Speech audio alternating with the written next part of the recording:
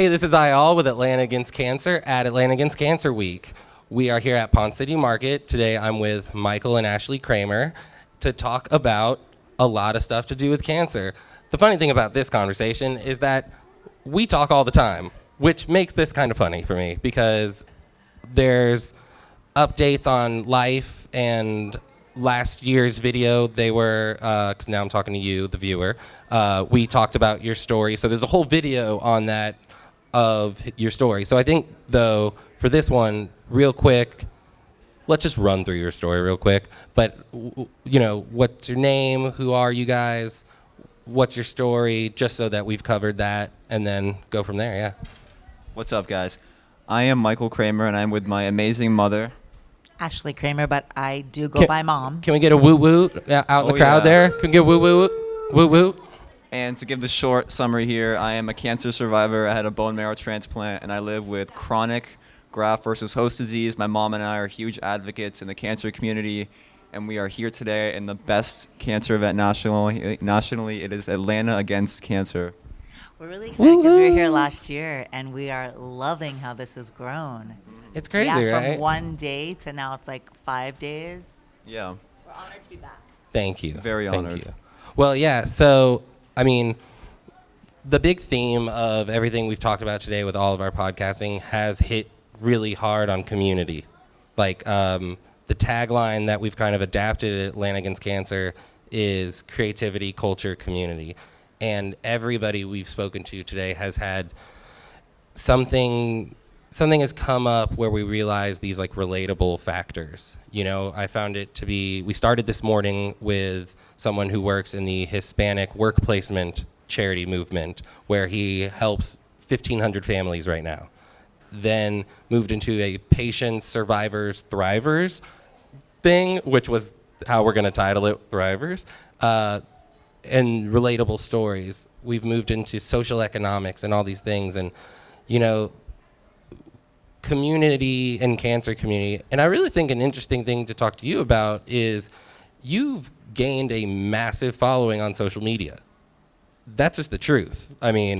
You put a lot of effort, though, into making content. The both of you do. Every day when I get on any social media platform, I see your content. Are you enjoying it? Are you feeling like you're raising, like, awareness? And, talk to me a little bit about, like, that experience, the community, the why of all of that. I love making content. We love making content, and the reason why we do it is because, like you said, cancer was initially a diagnosis for us and for me, but ultimately cancer became like a community. And I realized that there's so many people out there who are going through cancer or just going through any life struggles, and that our videos, if we're helping one person a day, that's what matters. And that's why Mom always says is, you can say it if you want. It's true. We always say that, if you can help one person, You up a little bit. you help yourself so much. Yeah. And I think that I love what you just said, though. Creativity, the community. What was the third one? Creativity, culture, community. I love it. And I think they've all been so important for us. And the social media has been actually all of those things. And I heard someone in an earlier podcast also talk about, not that grief club, that you don't want anyone to be a Kate's club. Right. But it's like the best club ever. And I think that's the cancer community. It's not the club you want to be part of, but the community in it has been so powerful. It has definitely changed our lives, our perspective. Well, it's kind of funny, like, and at this point in the interview, like, it's kind of funny to be sitting here and we've done this together, and like, I'm just gonna go full exposure to the crowd so that they know, like, we don't have a crowd. We're now talking to the camera. It's at the end of the day, we got one guy in the back. Can I hear a woot woot? There we go. So, but, I always felt like I didn't have a cancer community. And I've only been 3 years ago diagnosed, 3.5 years ago, and 2.5 years ago, remission started. And, was like, I don't join clubs, I don't join, I've never been like a book club guy, and then all of a sudden I'm checking it every month or whatever it is. Like, I don't make friends easily. These things weren't natural. So all of a sudden, you go through this traumatic experience of having cancer, and you are searching for a community. I've never, where was this before? You know, I need connection, and it's tough sometimes for me to be like, there's not really a cancer community. Because as soon as I started to try and like There's so many people out there. As soon as I was willing to get out there. You put hashtag cancer on TikTok or Instagram, you found like hundreds of people in a minute. And the thing, and not everybody's going to be your cup of tea. You know, not everybody. One thing I've definitely learned is you can't judge someone based on their content alone, because they could make really motivational content, and like that day maybe I didn't want to hear motivation, but you can't throw away that person, you know. And I think that that's so much about this, like, you know, my next question would be like social media community versus real life community. And maybe cancer doesn't directly have to do with the two, where I imagine on social media you meet a lot more cancer people. In real life, you meet a lot more people who care about cancer in a way. Like the people you meet, there's more of them who care about than have had it versus social. Social media is just so much easier to meet people because you don't have to go anywhere. It's available to you 24/7, and I feel like I've met hundreds, if not thousands, probably thousands, of people and cancer survivors through social media. And in person, it's different. Obviously, it's much better. You know, you're face to face. You really like see someone. You see like their port scar. You see everything. And social media is cool, but I think we all prefer in person. Yeah. I think there's also, social media is like, for us, it's been the gateway. You know, Yeah. it's like opened the doors to meeting people, and people like you. How did we meet you? Social media. Did I think It was I a- DM'd? Yes. I slid? Yeah. It was a DM. Do you know that term? Yes. You know that I'm term? not that, okay, I'm old. I don't but I'm know, we not did this whole that thing, old. I I mean, got I- 3 I- kids, but and I like just they have educated me. slid I know into what the- it means to slide into someone's Okay, DMs. okay. Okay. Okay. I'm worth- But sure, come on, aren't I cool? I forgot for a second. I totally forgot right there Yeah, that but that's how, yeah. I feel like it's been a portal for us. Like, it is a portal to a community, and then the real people that are really interested in you, that are really. They will meet you. Yeah, you will meet them. Yeah. And if you don't meet them, it's because you live on the other side of the world. Or maybe you Like- text them, maybe you call. Like literally we came here today, and there's someone I know from social media who lives here in Georgia, lives an hour away, and drove an hour just to come see us for an hour. And we flew from Miami to be here just to be with you and everyone here. So, you know. Well, it's interesting. My friend Chris, who is running one of the T-shirt booths, his mom's boyfriend was the one that I don't know if you had reached out to her yet. I told you about the person who, yeah. Yes. So like those, like me and Chris met randomly at an art show. He has nothing to do with cancer. Met him at an art show. He saw what I was doing, and he was like, "How can I help?" And now he's like, he's always educating himself. He's learning more about how he can turn his art into purpose. And I think about that too, like where this social media has been amazing for you. It's interesting to me. It's fascinating for me because I'm really bad at it. You're not bad at it. No, You're pretty I good. am really bad at it. I don't know if it's illegal to say on this, but it definitely doesn't look good. When I first started Bebop, right? This is the first weeks of starting Bebop. I bought 1,000 followers because I wanted to test it, right? I like wanted to test it, and I thought my thinking was like, oh, I'm gonna make a ton of content. I'm gonna do herd mentality. People are just gonna, other people follow it, so I'll follow it.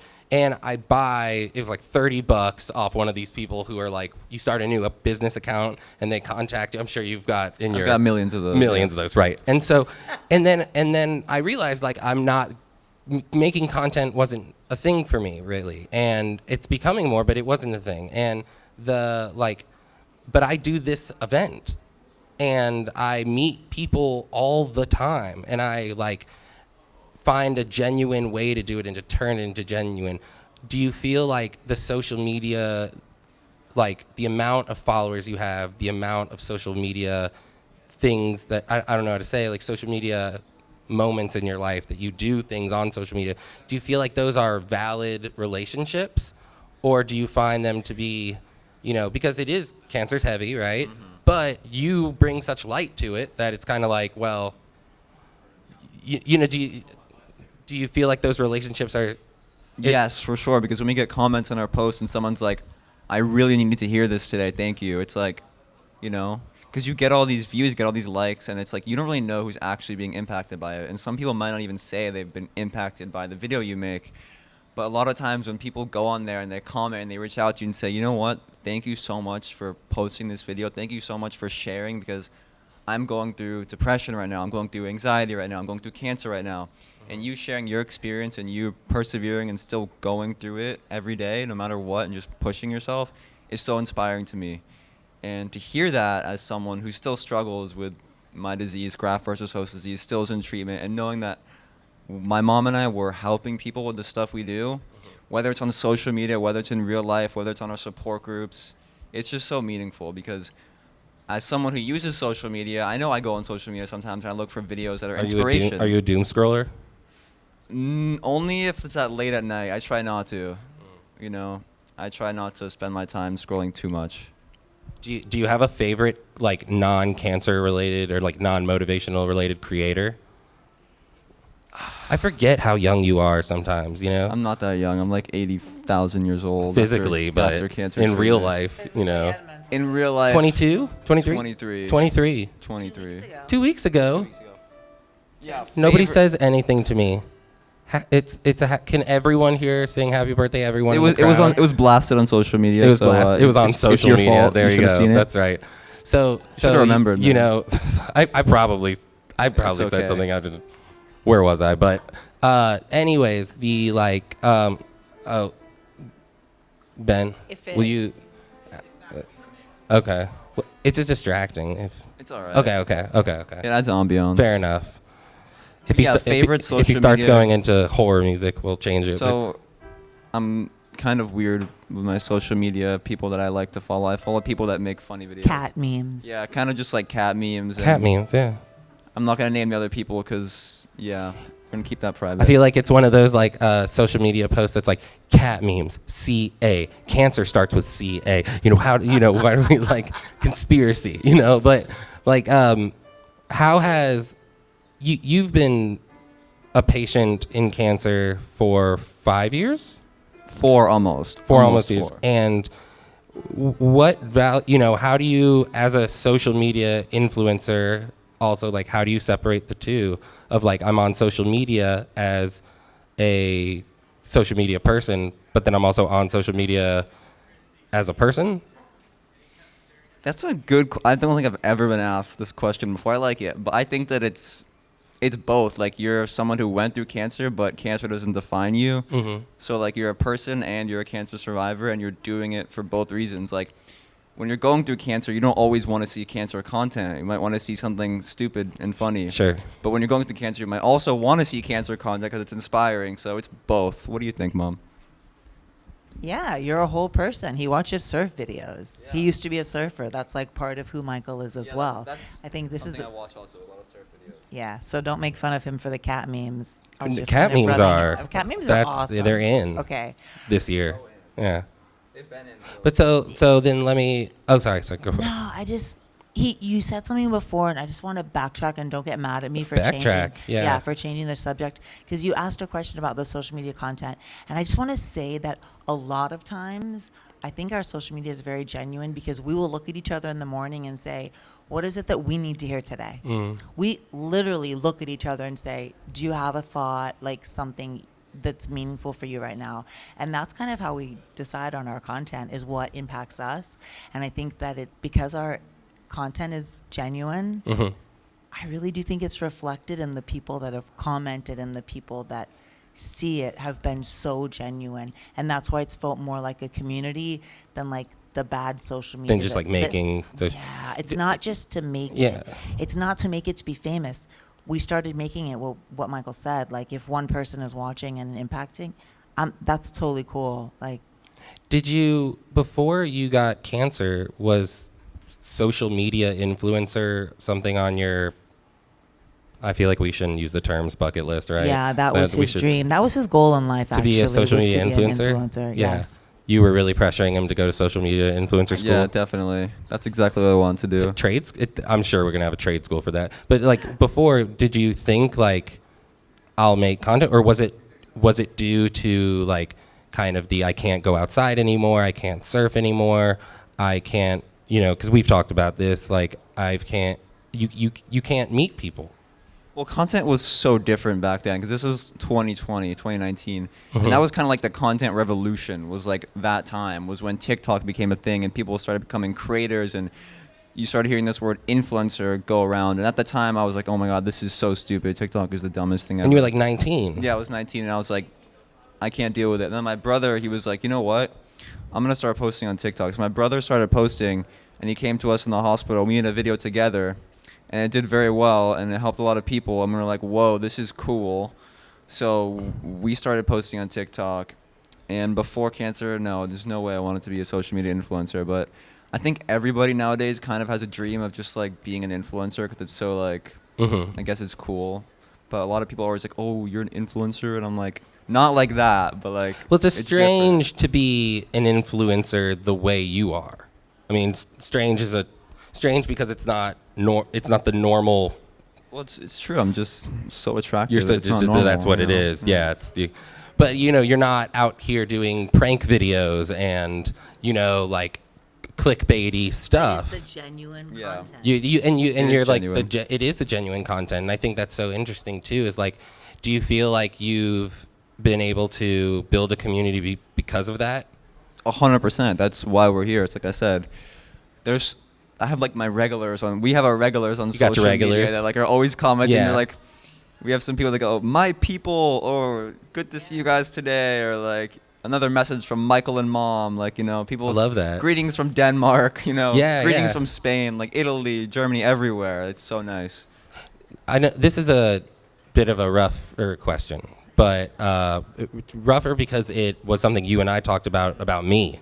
It's about me, this one. No, but it's not about me. But I remember telling you that when I was early in bebop and my hair was coming back, my eyebrows were coming back, I was going back to jobs and like, oh, maybe I should try dating one day. And like life was happening again. And I had you don't really like dip your toe in the pool of cancer.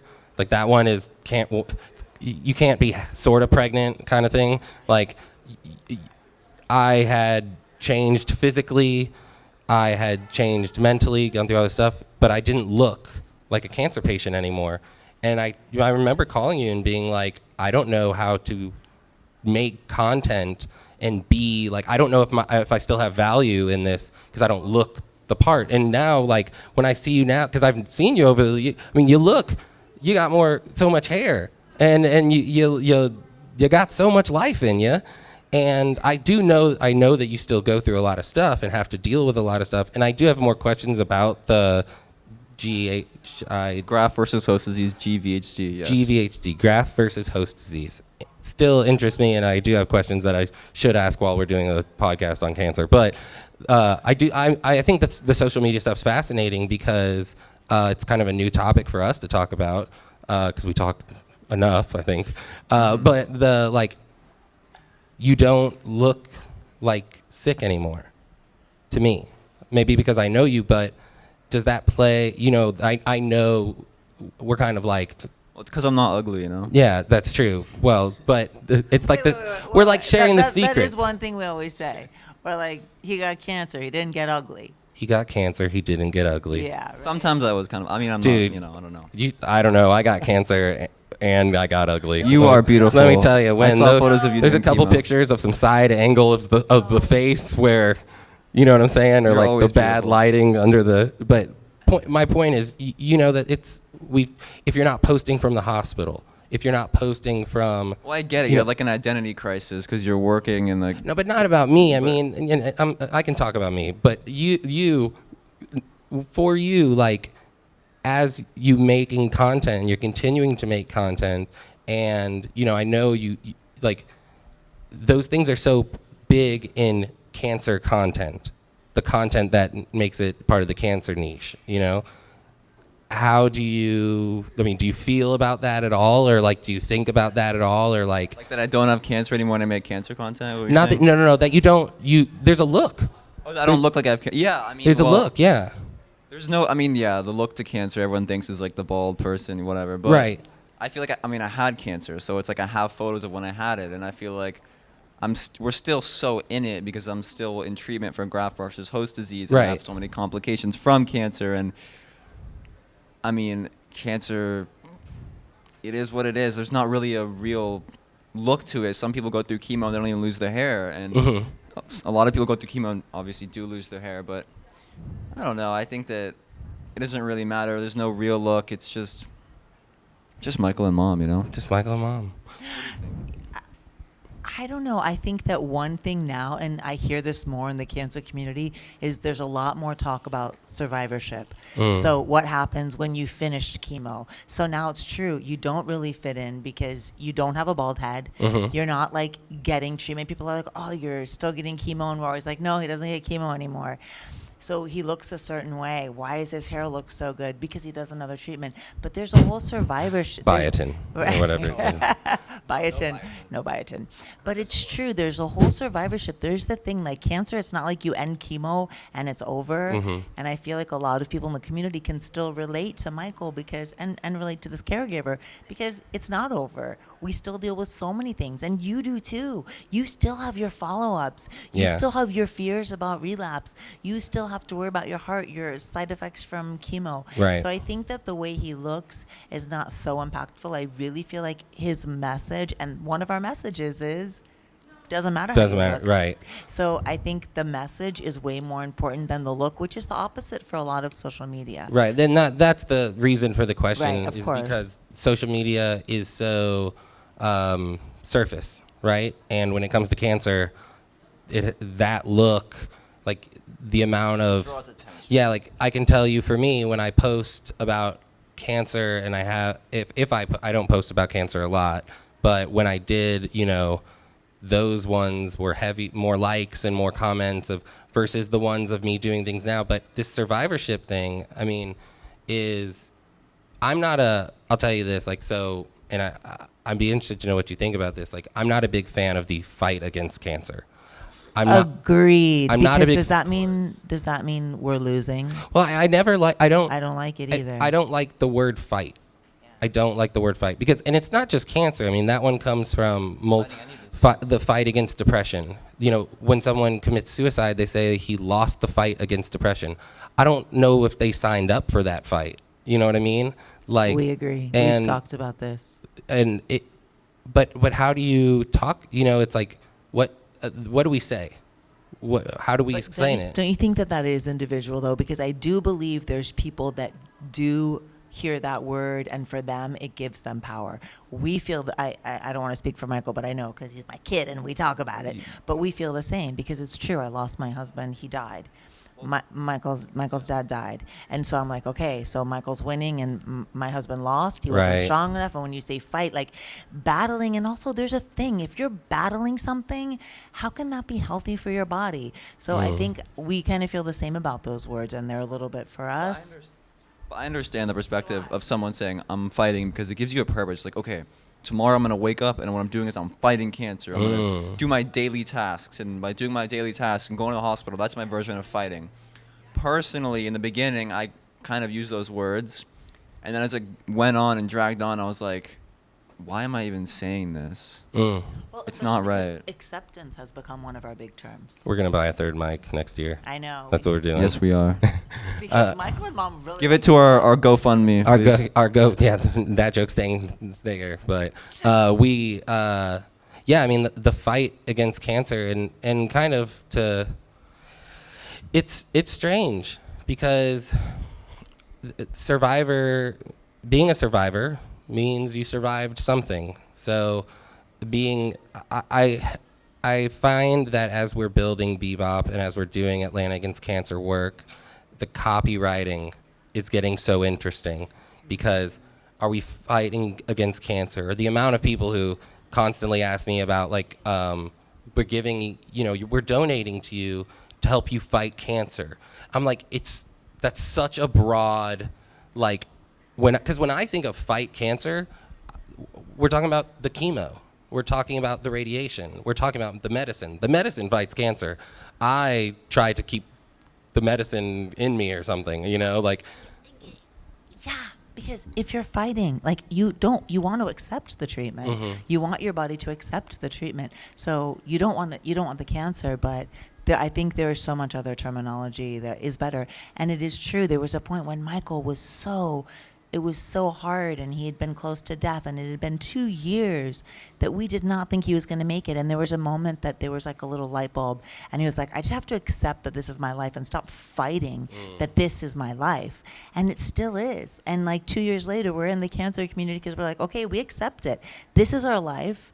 And it's beautiful because we're helping so many people, I think, because we've kind of embraced that this is our life. And we can inspire people through that. And that's the opposite of fighting. And it's not saying that, yay, cancer, but I don't know. I think there's a lot of other, we want your body not to fight. We want your body to heal. To accept. To heal and accept. I want to ask an interesting question. It's 2 questions in one.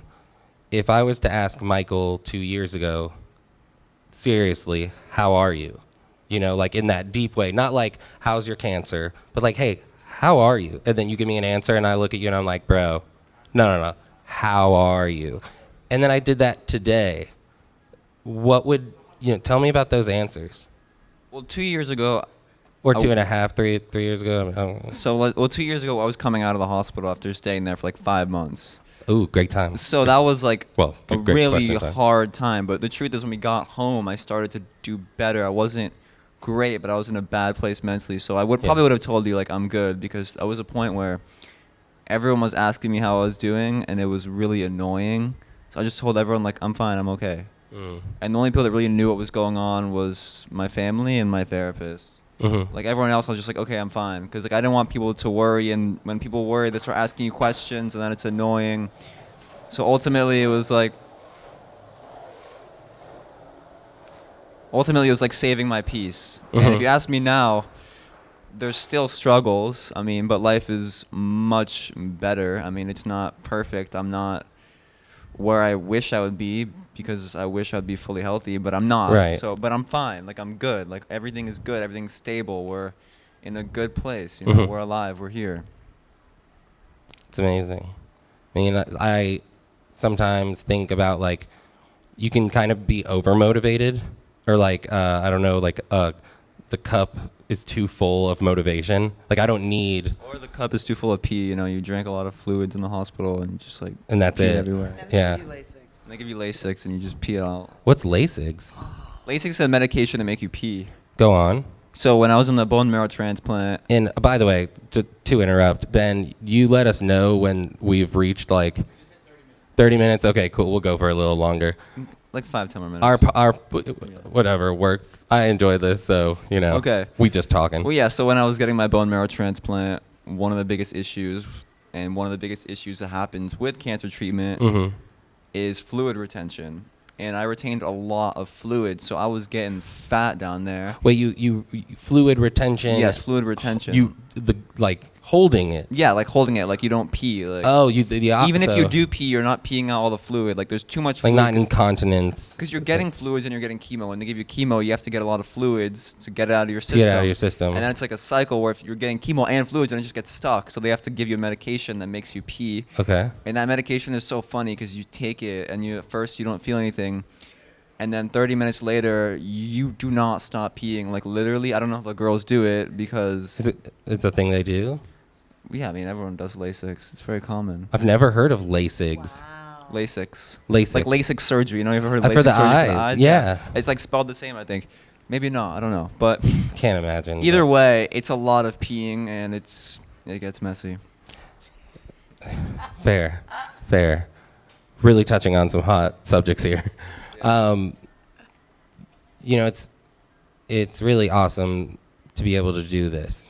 I feel like I forget how blessed, like, we are, and the comparison world is really tough, I think, because in some ways, what are we talking about now is we're talking about survivorship, and A lot of people don't get to talk about that. and a lot, that's the thing, is a lot of people don't. And you know me well enough, and I'm pretty open about it, that like cancer was, it was so fast in so many ways for me. Like the experience was symptoms, stage 4, chemo, out in 9 months. And I didn't have to do, knock on wood or whatever, but like I didn't have to do extra surgeries or the complications or those things. I mean, I had complications, but they were like, take a B12 because you get the arthritis or whatever it is. Or like, the crazy thing is that I do feel grateful, but then I also think about people who have like to keep going, and there's levels to like I find struggle in the humility. Let's call it that. Like it can be tough to be humble, because sometimes I want to be proud, in the good side of pride, and be proud of like I made it through. I'm doing, and then people will talk to you and like be like, you're a survivor. You did it. You beat cancer. Like you can do anything now. It's like, no, I don't want to do anything now. That's where I go to. I'm like, I want to play video games and watch movies and pick up a paycheck and figure out what happens next. Where can I apply for that job? So, I guess, because I'm interviewing, so I have to ask a question, but like, with everything you've gone through, like, do you ever struggle with humility in that, you're both this like incredible story of a survivor and this incredible story of somebody who's still going through it every day. It's a part of your life. Like, and then there's this other side of you and then there's like almost two other sides of you.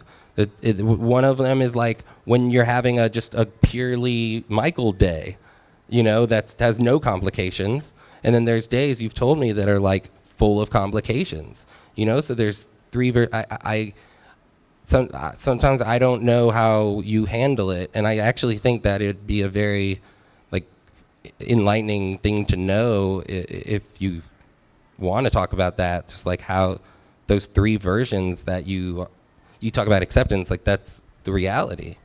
Humility. Sure. I think I'm just so humble because the most humble has humbled me. Yeah. Like, sorry. What'd you say? I said you're the most humble, right? No, I'm not the most. I thought humble. because you were like, oh, I'm so humble, No, but I think I am humble because it's literally like I've been humbled. Like I just had my knee replaced. Like I don't ever go like, oh, I just kicked cancer's ass, Like no, I didn't. Right. Like it literally kicked my ass. Like and it's still kicking my ass, but I'm still here. Right. Like I'm not like, yes, I'm a warrior. I'm a survivor. Like I'm proud that I'm alive, but it's not like I did anything different than anyone else to be alive. And that's the thing with surviving cancer is like. We look at survivors and we're like, oh my God, they're so strong, they're amazing. And then someone passes away, we're just like, oh, that's so sad. But we look at the survivors and we're just like, they're the strongest people in the world. But they're just doing what they just want to live. That's it. So, what does a good day look like? And I don't mean in the good days like every day is a good day, but like because we have those conversations all the time, and we are good at that.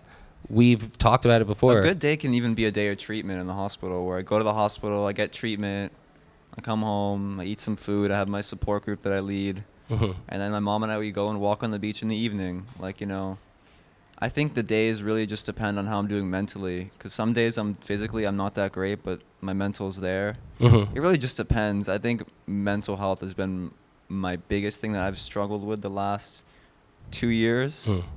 I mean, the physical as well, but the physical attributes to the mental, of course. But, it's just a good day is a day where I don't feel like shit. I'm able to eat. I'm able to see my friends, be with my family, and go walk on the beach and see the ocean. What do you do for your mental health these days? For the mental health, what don't I do, honestly? Short of those motivational videos and cat memes. I think the biggest thing is my mom and I, we help people. And I think that helps me is knowing that what I'm doing has a purpose. So even if I have like a bad day and I have a bad mental health day, I'm like, okay, like I had a bad day, but we're still helping people and we're still moving forward. And another thing I love to do is I love to play guitar. So I've been playing electric guitar for over a year now. And that's been huge for my mental health. Also, my mom, she's my freaking therapist. And I was gonna I was gonna, and just as my mom is arrived in the crowd, I was gonna. You pass the microphone. I thought you were gonna take it. No, I told you he hogs the mic. No. Honestly, this is the second year of us doing this, and like our fourth time trying to record podcasts together. So I should have known for today to get the extra microphone. We forgive So you. I'm fired. Chemo brain. It lasts And for a you know while. what? As we're here, and my mother is sitting over there, I want to Yes. tell you guys about the time I told my parents I had chemo brain, and they did not know that that was a thing. It's a real thing. It is a real and it is, thing. It is weird. It is It weird, is and so it's true. weird. Have And you ever heard of mom brain? Okay. Well, chemo brain is even. It's up there. I think it's even more real. I think mom brain is worse. I've seen it firsthand. I've had the firsthand experiences of mom brain. But all see, have. imagine me. I have secondhand chemo brain plus mom brain. Second So contact sometimes, you know, contact chemo, right? seriously. But so, and Ben, where are we at time? 40 minutes. Okay, cool. We'll go a little bit longer, and then he'll fire us all. But how do you, as the caregiver, you know that question I asked him before about 2 years ago and today, you know, if I was to ask you, how are you? You know, what are those answers like? And not, I mean, in the differences, but also, there's probably some, I mean, you guys are some of the most motivated. I mean, sometimes I don't like calling Michael because, you know, every time I call him, he always says he's okay. And I'm like, no. I just saw that you just posted this. And I'm like, you said you got a knee replacement. And he's like, I'm good. How are you? And I'm like, we're not talking about me. And you guys are some of the most motivated, accepting, humble people I know. Wait, let me just. The reason why I always say is I'm okay or I'm good is because I've been in a place that was so bad before. I think that anything after that is like, it's okay. I'll be fine. We have a lot of perspective. You know, we've been granted a lot of perspective. And it's true if you asked me 2 years ago, but there's something that happens with a caregiver, and I know your mom can relate to this as well, is that when the one you care about is down, I don't think I was down. I was like, that made me double up. Like, that made me double want to care for him more. And yes, I was sad. Yes, I cried. And I worried about him. But there's a part of you that kicks in. You're just like, I will do anything for this kid. I will do anything. And he says, I'm his therapist. Like, we talk. The two of us talk a lot. So we joke about it. He does have an actual professional therapist, but I'm the other therapist. And of course I'm Shout better. out therapy. Of course I'm better today. He's alive. I mean, he's still in treatment, still dealing with his disease. But it's just it's a totally different place, and it's not like, yeah, I still worry about him. Still worry about relapse. Right. Can't help it. You can't help Can't it. help it. We're surrounded by it. I know. And You can't talk about yeah, it. I know. But They the hear. thing is, it's in our face. And one thing we have done is we have thrust ourselves, like we have seen people that have gone through treatment and kind of get out of the cancer community, and love that. That's amazing. But for us, it's kind of like we've been here for almost 4 years and we're staying here. And I think that this is our purpose. Yeah. So Michael was saying earlier that there's become a purpose now. And I think that has helped us so much. I thought I was going to go back to my job. I'm not. I have a whole new job, a whole new career, a whole new perspective. And that is so cool. Yeah. And I'm grateful for that. And, you know, back to the humility.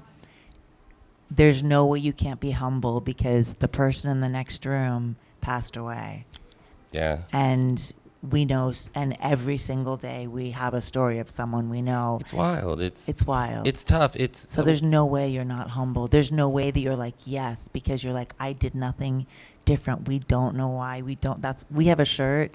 We're wearing this one. We're repping you today, but we have a shirt it's crazy that says, that you guys wore that, and I'm like trying to be a professional these days. I got my fucking, you know, like single tone shirt on there, and like, but we have a shirt that says there is no why. Because that's why the fighting words are hard, because sometimes we're like, there is no why, but that doesn't mean you can't make a purpose. And I think that's been our biggest message on social media, which is Right. why I think we're honest and you genuine. don't want to go down that rabbit hole of why did this happen to me? No. Why did this happen to them? And it's so easy. Why, what could I have done? It's like when people ask me like the craziest they don't know it's a crazy question. It's a crazy question. How'd you get cancer? And I'm like, When what- people ask me that, we don't know. We Same. don't. There's no. we checked all the boxes for being healthy. You guys were actually healthy people. I we mean, were I- actually I- healthy people, but- yeah. Athlete, ate well, healthy, vegan, Mm-hmm. not that much sugar at home. It's because we have cells in our body, Just those damn cells. Yeah, they just like doing stuff, Mm-hmm.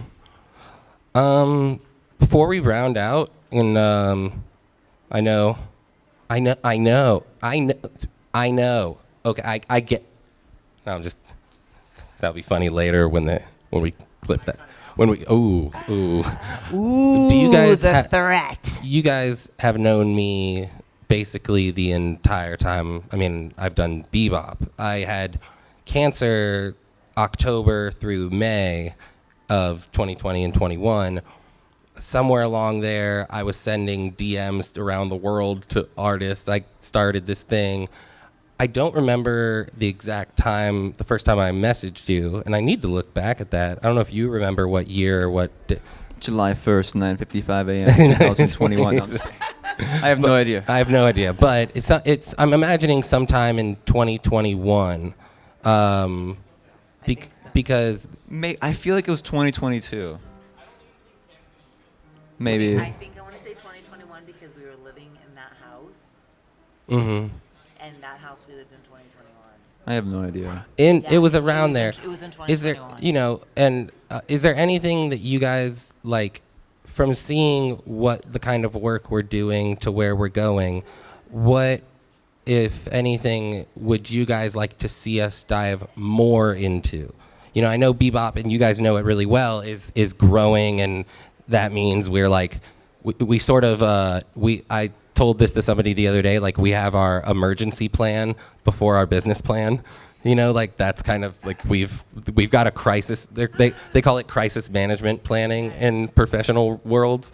But so we have a crisis management plan written down for like all sorts of things before our business plan. But you guys know our business plan all the time. Wait, that was like the dial 911 if this is an emergency. Yeah, At yeah. the beginning of the call, that's kind of annoying. Yeah, I hate that. But like, what would you guys like to see us do more of? Dive, if you could. I mean, if there was a thing that I would like to see seriously somehow see good. Bebop like go around, like we talked about before, to hospitals around the country, bring art, make murals, and be able to like get kids out of their bed, whether kids or adults, whatever type of hospital you want to go to. I'm all for adults too. And do art with them and just do something creative to make cancer a more creative experience. It's and we're gonna do 2 more minutes. Just putting that 2-minute warning on there. One thing that I've noticed that I actually don't like is the term art therapy. I'm not a fan of art therapy because Why? the art doesn't need the word therapy. Because it is therapy. Is that what you mean? Well, why does it need? Why does it why does it need to be under the guise of therapy? Well, it might not be, because you might go to art therapy class begrudgingly versus art class. Art therapy class means, I'm gonna have to attack some stuff today. Art, I agree. art doesn't- Michael plays the guitar. I was It's gonna not u- I was guitar gonna therapy. make an example of it, I right. totally agree because I'm an artist, Yeah. musician, dancer, and I agree with you 100%. It's just art. Just like we're just humans. And what we talk about, it goes with everything. Talking about cancer doesn't define you. Caregiver is part of me. It doesn't define me. It's the same thing. And I believe that you're right. Like, art is this whole thing. It doesn't have to be defined by therapy. I love that. And that's just that's the main thing. And I want to go do more programming in hospitals, like go into the hospitals, and I think for them, they're looking for legitimacy, and that's our next level. But also they know those terms really well. Art therapy is the person who comes in with the finger paints and stuff. But we want to come in with, an ice cream shop that, you know, has a famous DJ or something, you know, whatever it is. We bring in pizzazz and enjoyment, and I think that that's difficult these days, because not difficult these days necessarily, but like so much of what you bring to a hospital, if it's not medicine, is therapy, is counseling, is solution based. And I think one of the things we both know about, like talking about children's hospitals versus adult I hospitals, was just gonna is say that's the it difference in doesn't take pediatrics. much. It just doesn't take much. No, and Yeah. we actually have been through both experiences. When Michael was first treated at the pediatric hospital, I was like, this is so different than what my husband went through. And now he is at an adult hospital, and we love our nurses, but it's got these walls that have no art. Right. There's no color, and it's the same thing, right? It's- And we talk about this all the time, and we've definitely seen the two side by side. And I feel like for kids, like adult, when my husband was going through it, I was like, my goal is to make an adult hospital beautiful, and that is what you're doing. And I think that's the we back direction, you. right? Yeah. We back you. Well, on that's this. that's why I asked the question. Because I wanted everyone the wants verbal to be cosign. human. Yeah, Yes. exactly. And beautiful. Thank you. Thank you for coming here, for flying here, for being my biggest supporter throughout. And I constantly, like, need, every time I get any support from you guys, it's like, reminds me of why I'm doing this work personally, and then why Bebop isn't just my story. It isn't, Bebop isn't all story, that Bebop can be and is all of our combined stories.